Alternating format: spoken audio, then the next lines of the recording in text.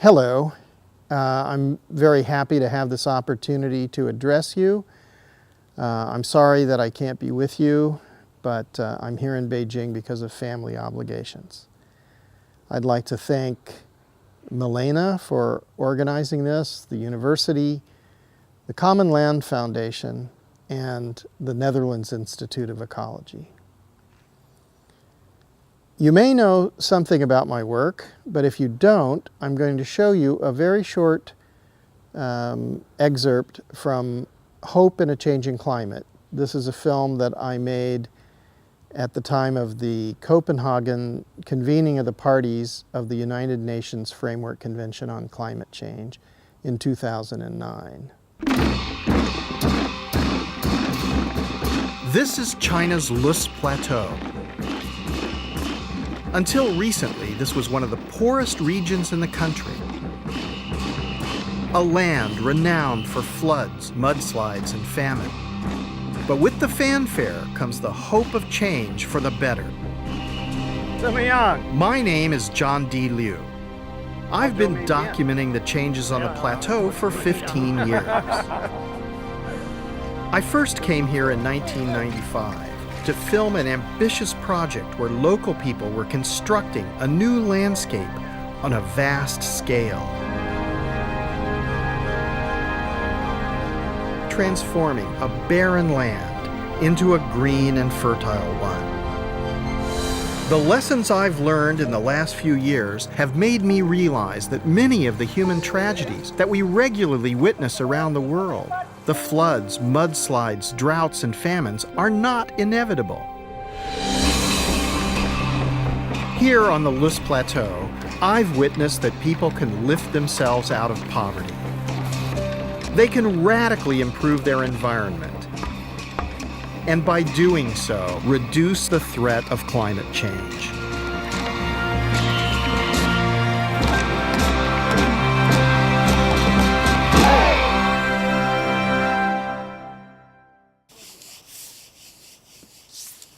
One thing that became apparent early on is the connection between damaged environments and human poverty. In many parts of the world, there's been a vicious cycle. Continuous use of the land has led to subsistence agriculture, and generation by generation, this has further degraded the soils.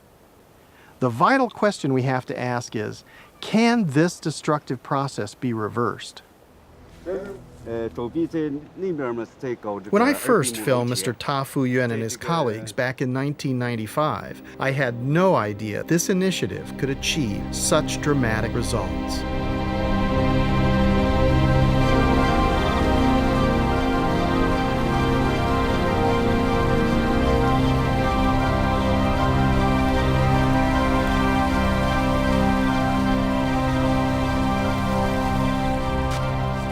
The effort that people put into converting their slopes into terraces has resulted in a marked increase in agricultural productivity.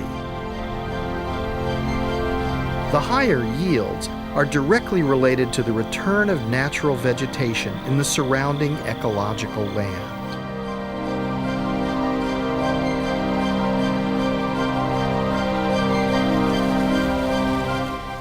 As a result of its success, the lessons learned from the Lus Plateau rehabilitation are now being applied all over China. But could such projects work elsewhere in less centrally controlled societies, with fewer resources and different soils?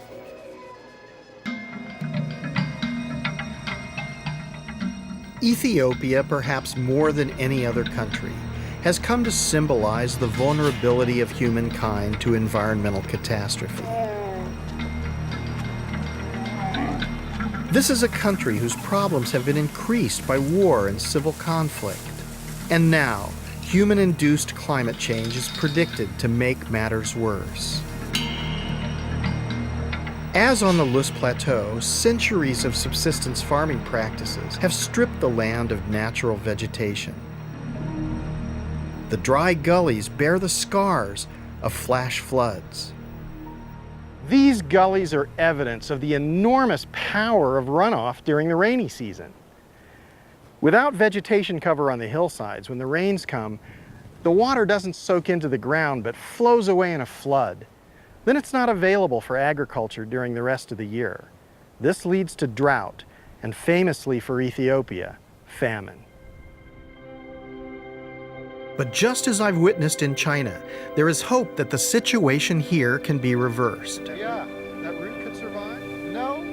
In just 6 years, Professor Legessa Nagash and local villagers have transformed a severely eroded terrain by planting indigenous trees and plants. Almost miraculously, a clear flowing stream has emerged where once there was a muddy trickle. How is it that it's possible for you to get the stream to flow throughout the year? It is because of the vegetation cover, which has been regenerating on this mountain. This water is maintained in the landscape because as soon as rain falls on the canopy on this vegetation, that rain then infiltrated gradually into the ground, ending up with this steady flow of this river. Since the beginning of the project, the soil that nurtures their crops has been accumulating organic material from plants and animals. This holds the moisture and contains carbon. What's interesting about this is all these root materials, all this other stuff, this is organic material. And this organic material is mixing together with the loess, the geologic soils here, and it's making a living soil. This is where the moisture resides. Yesterday it rained and there's still moisture in the soil. This is where the nutrients are recycled so that each generation of life emerges here. And this is where the carbon is. What's interesting about this, they made this field. This is new. So they're helping to sequester carbon. Living soils like this retain on average 3 times more carbon than the foliage above the ground.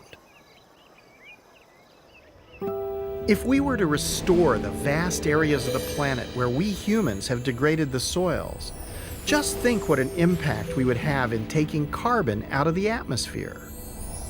As much as 1/4 of the world's land mass has been degraded, and much could be rehabilitated in the way we have seen on the Loess Plateau.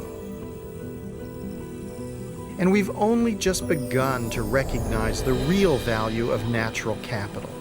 Surely investing in the recovery of damaged environments is a cost-effective way of solving many of the problems we face today. My hope is that the developed countries, those most responsible for climate change, will recognize the enormous potential of restoration.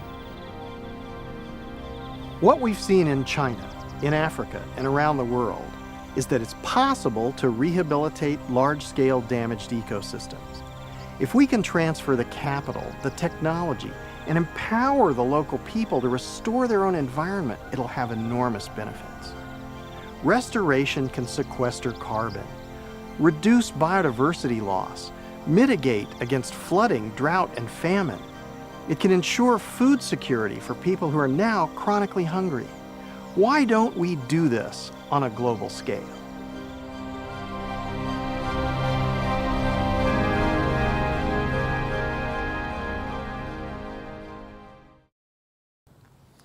I've been asked to discuss science communications, and so I'm going to try to take some threads from my research over the last more than 20 years and some threads from my earlier career as a journalist in working with communications and weave them together into a logical narrative.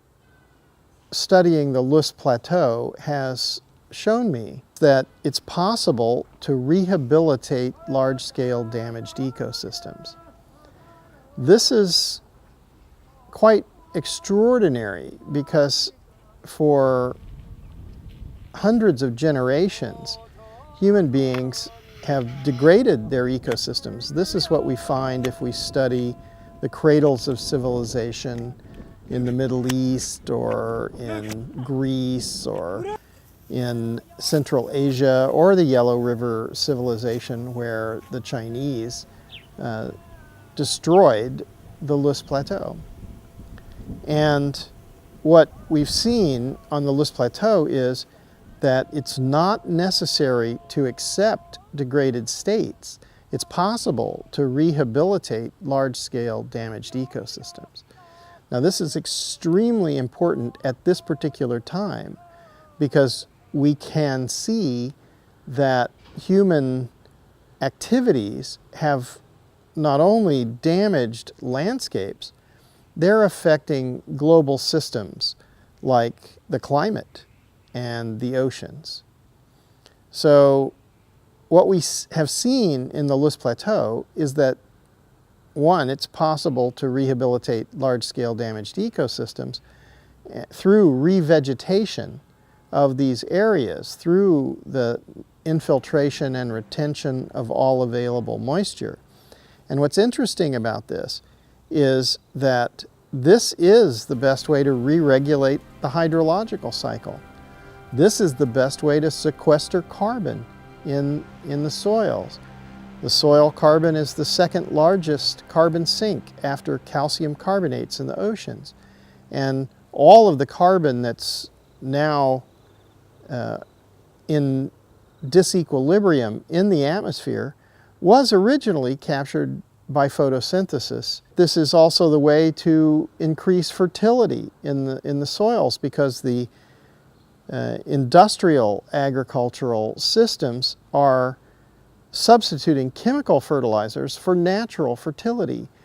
And this doesn't allow for the evolutionary trends for the microbial communities to process the geologic materials, releasing nutrients, or recycling organic material, because the organic material is massively reduced. So scientifically speaking, there are three areas which I've been following.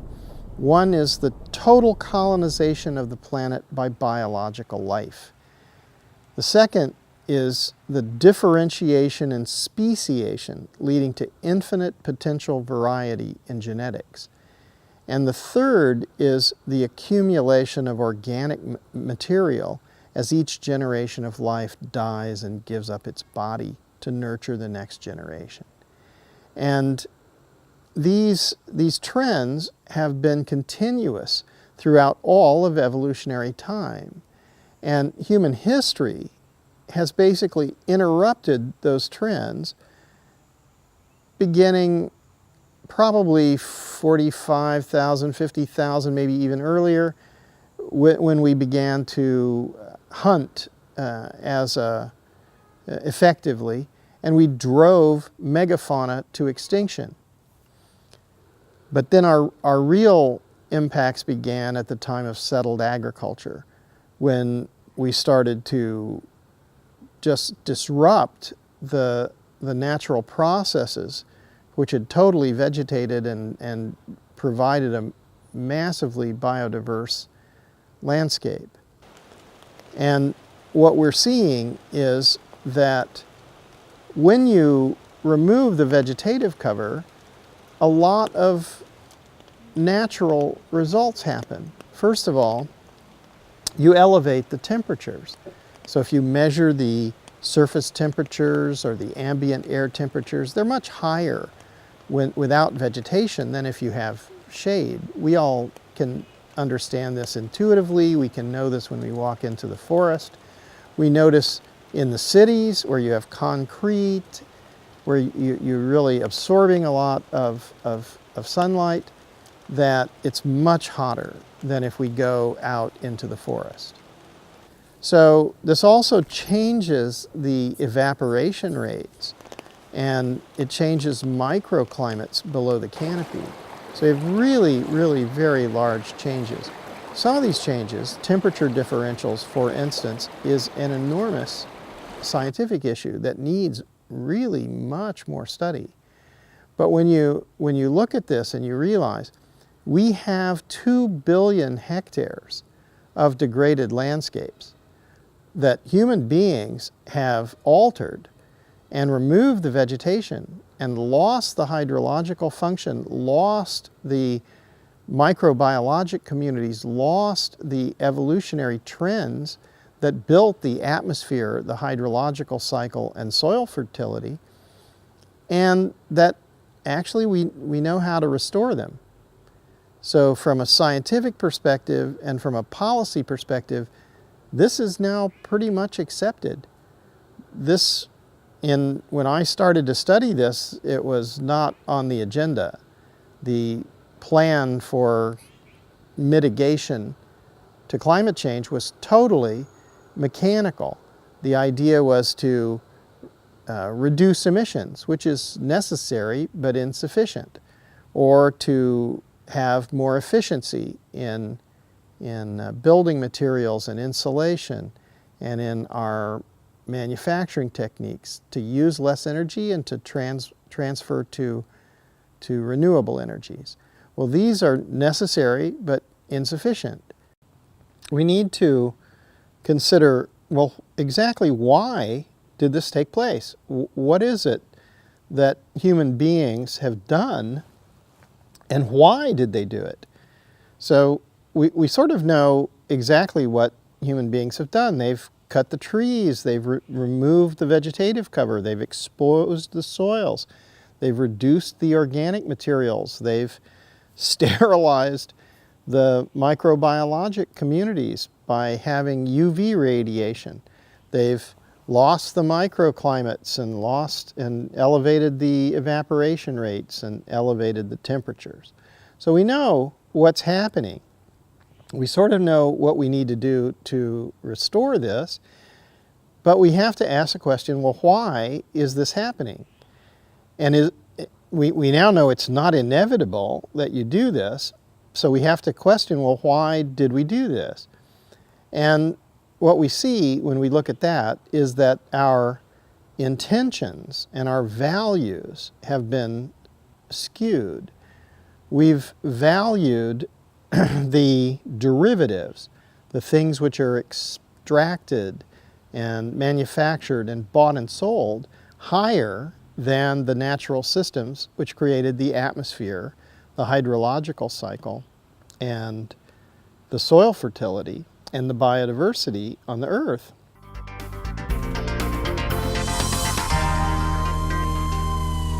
The world is facing multiple problems.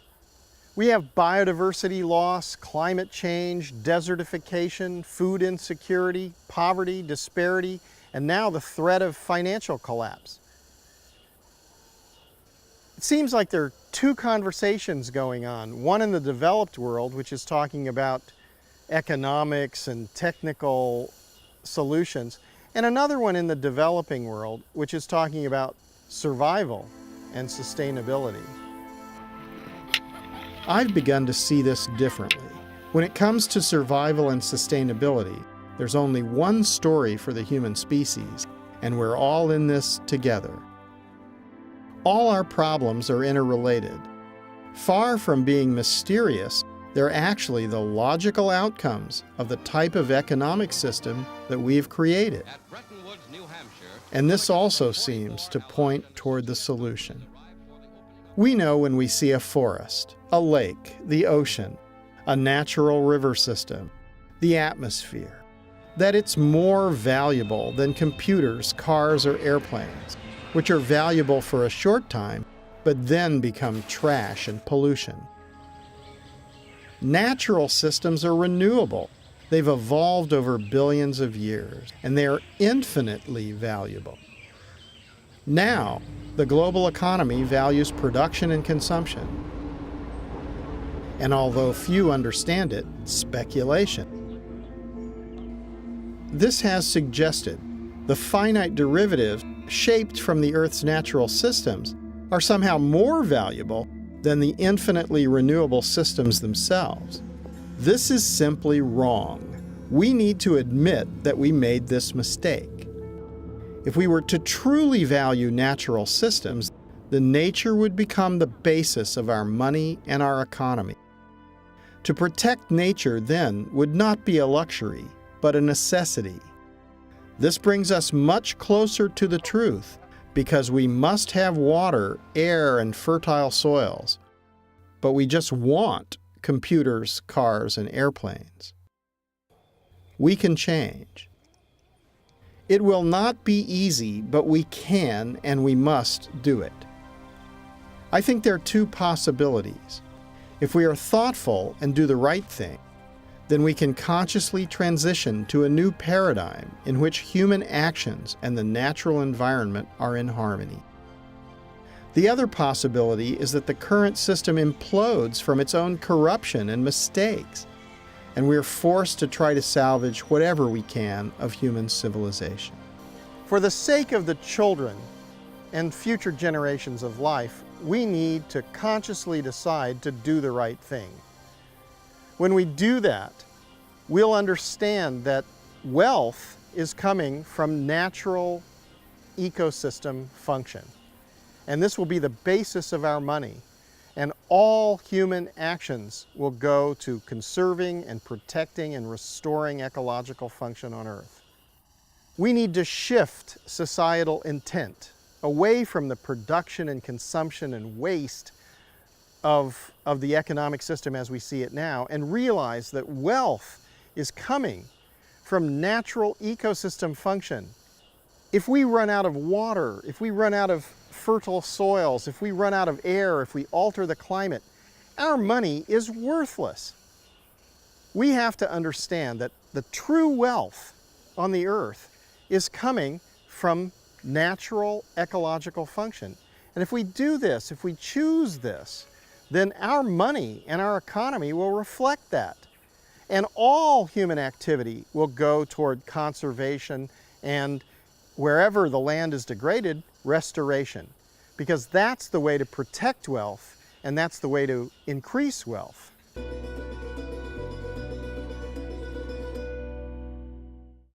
In thinking about this, we have to also consider where we are historically. So our science is much better. We have a lot more machines, and we have a lot more measurement devices. We have satellite imagery, so we can look down onto the earth from a different perspective. We have all sorts of different technologies for looking beneath the earth to measure the photosynthesis, to measure every aspect of ecosystems. So we know a lot more than the Neolithic agriculturalists who started the agriculture, and we don't need to follow their example. When you take this information and process it, you realize that it can affect everything in terms of our design, our urban design, our industrial design, our agricultural design, and it also makes us realize that natural areas are not simply more beautiful, more charming, and that we need to protect them so that we have national parks or that we have places to recreate. We need to realize that they're functional and that every system needs to be functional. And the natural systems are the most functional. They filtered the atmosphere, they filtered the freshwater system, and they continuously did this, and they continuously renewed these systems. What we've found is that the landscapes represent our consciousness. So if we are conscious and aware of how the systems function, then they will be biodiverse. There will be massively high canopies. There will be functional microclimates below the canopy. There will be as much organic material in the soil as possible so that it infiltrates and retains all available moisture, and that the microbiologic communities can do what they've done since the beginning of evolutionary time, which is to process geologic materials and make those nutrients available to biological life, and to recycle all the decaying organic material as each generation of life gives up its body. So this sort of logical scenario is not one which people are playing in their minds now because they think it's most important to get in their cars and go to their cubicle and work in a company to buy and sell things. Well, we need to rethink that, because if we look at this, the value of the companies, the value of the products, the value of the buying and selling cannot be as high as the value of the natural systems. The only way that the existing economy can function is by externalizing all the impacts, by saying that climate change or pollution or health implications from these problems or the amazing loss of biodiversity and the declining ecological function has nothing to do with the economy. Well, this is not true. It has everything to do with the economy. This is the basis of everything that we have. And so to put our values into the extraction and manufacturing and buying and selling instead of into the function means we've created a perverse incentive to degrade the ecosystem. If we don't do that, then what is it that we're going to do? The world. Once there was plenty of space, but the population is rapidly increasing, and people are consuming more and more. That has a big impact on our environment and ecosystems. A quarter of the once fertile land on Earth is now dust and sand as a result of human activity. The quality of our future depends on our ability to change these developments. The good news is it can be done with landscape restoration. That's more than just the recovery of land, because a landscape is also a community. People can revitalize an area. An economy that restores and uses the landscape with sustainable business cases. That's the goal. It all begins with inspiration, with a new future perspective for all those involved, and a common plan for restoration of the landscape. From this, jobs are created, and that leads to social bonding and, for example, education and security. Restoration also leads to the return of natural capital, such as biodiversity, fertile land, water, and a stable climate. That attracts financial capital, first as an investment, later as a return. This is what we call the four returns: return of inspiration, return of social capital, return of natural capital, and return of financial capital. To achieve these four returns, we developed 3 landscape zones. A natural zone in which biodiversity is restored and maintained. A combined zone, which is rehabilitated with farmers working the land. And an economic zone for sustainable business activity. It takes an average of 20 years, in other words, a generation, to restore a landscape. If we start now, we will create the basis for a different world. This is what inspires us.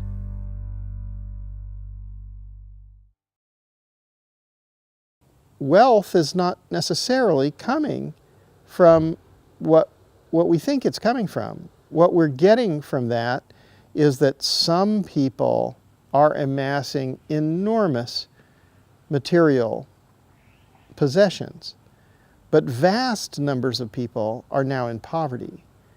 And so when we realize this, that why are people migrating to Europe?